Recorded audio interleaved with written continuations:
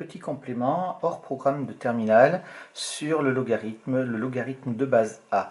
C'est un complément utile qui permet de comprendre un petit peu ce qu'on fait en chimie et aussi qui rejoint ma vidéo d'introduction sur le logarithme. Alors, la définition du logarithme de base A, on prend A un réel positif, strictement positif, différent de 1, vous allez comprendre pourquoi.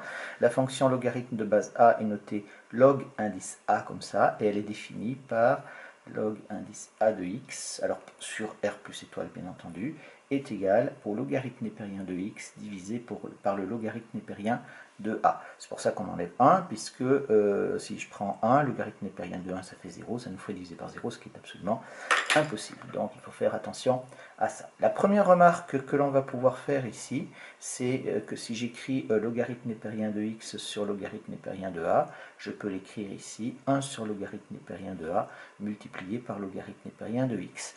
Donc en fait, si on prend un logarithme de base a, on a donc on a rajouté donc un coefficient multiplicateur. D'accord? Donc ici, 1 sur ln de a, et donc un coefficient multiplicateur. Et bien entendu, en fonction de ce coefficient multiplicateur, ça va pouvoir avoir quelques influences, surtout sur les variations. La deuxième propriété, c'est que si on a un coefficient multiplicateur, eh ben on pourra bien entendu le mettre en facteur dans tous les calculs, et donc toutes les propriétés du logarithme népérien de x, on les retrouve sur la fonction logarithme de base a. Donc ici, les fonctions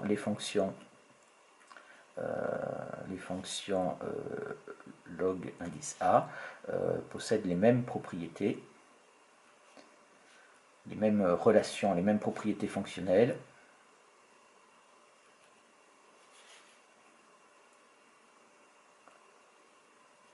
que la fonction logarithme népérien.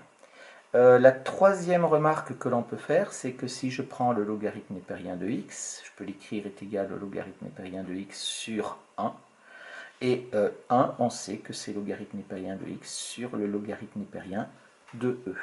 Donc ici, on peut dire que le logarithme népérien, c'est aussi le logarithme de base e.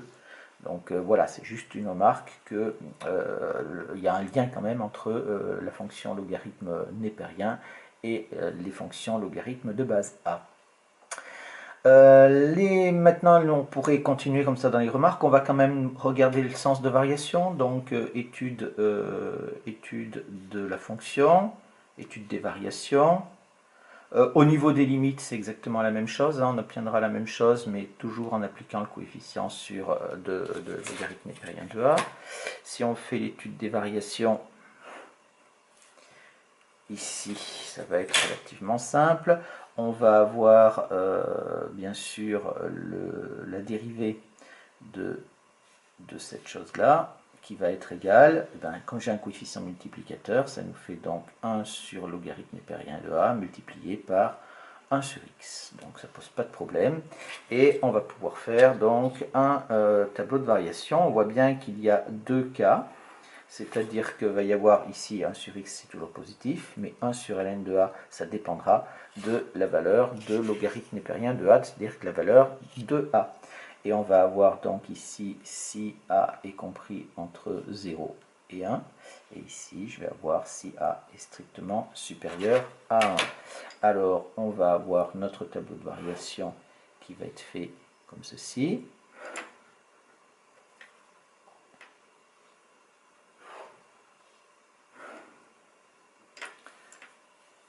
Voilà, je vais avoir une autre ligne ici pour la dérivée.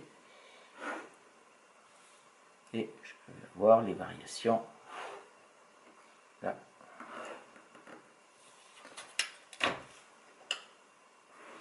Et je mettrai, on admettra les limites qu'on mettra dans le tableau, bien évidemment. Ici, alors j'ai donc x qui va de 0 jusqu'à l'infini.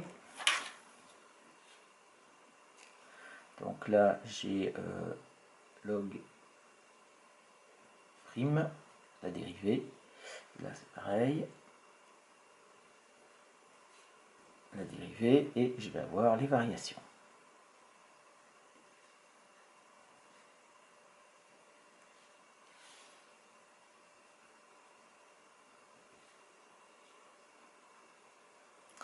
Donc, ici, si a est compris entre 0 et 1, on est bien d'accord que le logarithme népérien de a est négatif. Donc, s'il est négatif, 1 sur x étant positif, ça va nous faire donc moins ici. Je rappelle, comme d'habitude, que 0 est toujours une valeur interdite, que ce soit là ou là.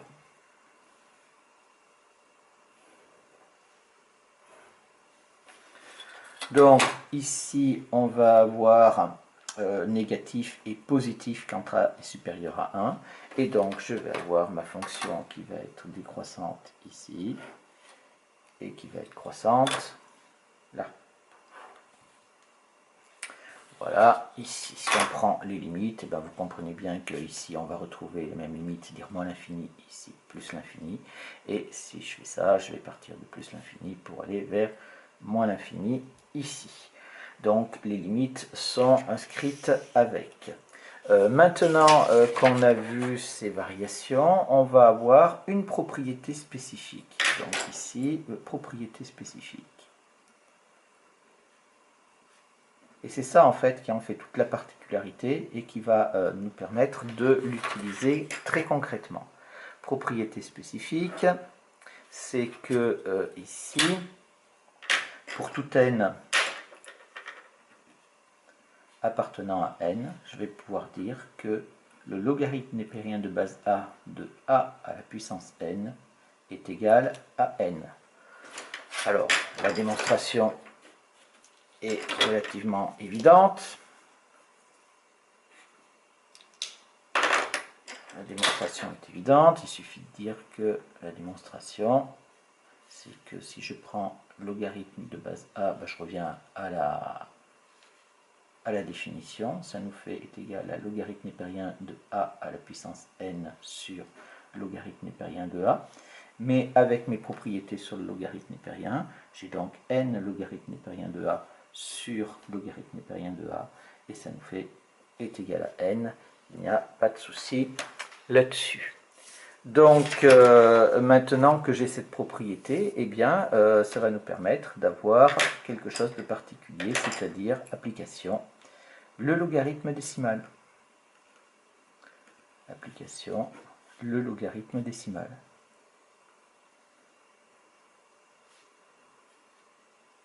Alors, le logarithme décimal, donc ici, définition, le logarithme décimal, eh bien, on comprend très bien ce que c'est, hein, décimal, et le logarithme de base 10.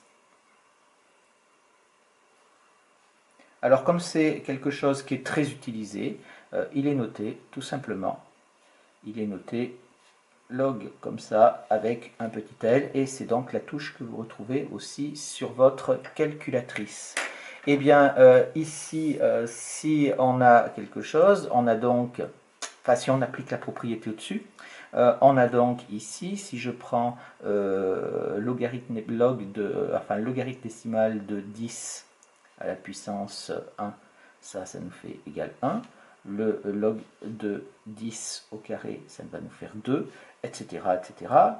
J'en mets un autre. Le log décimal de 10 au cube, ça va être égal à 3. Et ainsi de suite. Et donc, qu'est-ce qu'on va pouvoir avoir? Eh bien, ici, cela permet d'obtenir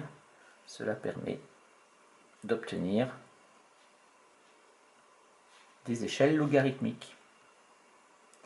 Donc on avait vu en introduction sur les distances astronomiques des échelles logarithmiques. Alors ça va nous donner quoi? C'est-à-dire que on va avoir ici sur une échelle, et on va avoir quelque chose qui va être gradué comme ça. On va donc avoir 0. Là, je vais avoir ici 1, 2, 3, 4, 5, etc. Là, je vais avoir moins 1, moins 2, moins 3, moins 4.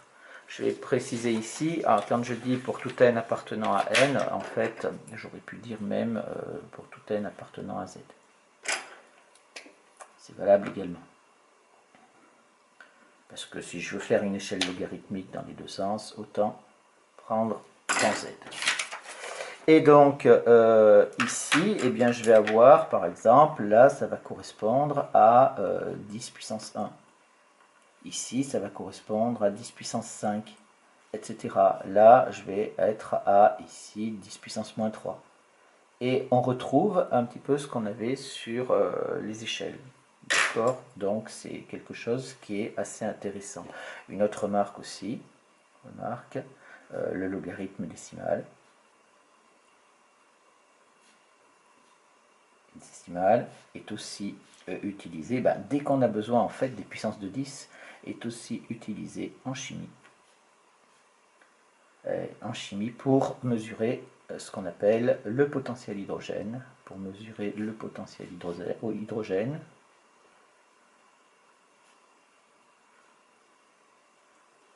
Donc ça c'est le pH. C'est-à-dire c'est le logarithme. C'est le logarithme décimal de la concentration en ion H3O+.